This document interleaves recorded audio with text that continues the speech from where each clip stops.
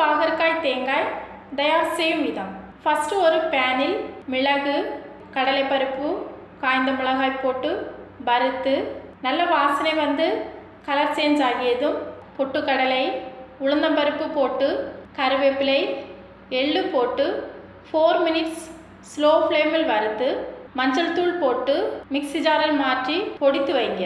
ஒரு பிளேட்டில் மசாலா பொடி போட்டு இது கூட உப்பு, தேங்காய் துருவல் சேர்த்து வெல்லம் போட்டு நல்லா மிக்ஸ் பண்ணி புளி தண்ணி ஊற்றி பாகற்காய் க்ளீன் செய்து சென்டர் சேமாக கட் பண்ணி எடுத்து உள்ளே ஸ்டஃப் பண்ண மசாலா வைத்து ஒரு பேனில் ஆயில் சூடாக்கி பாகற்காய் வைத்து ஸ்லோ ஃப்ளேமில் 25 மினிட்ஸ் வேக வைங்க. ஒரு சைடு வெந்தவுடன் அடுத்த சைடு திருப்பி போட்டு மேலே சிறிதளவு உப்பு தூவி மிளகாய்த்தூள் தூவி புரட்டி விட்டு மிக்ஸ் பண்ணி ஸ்டவ் ஆஃப் பண்ணுங்க.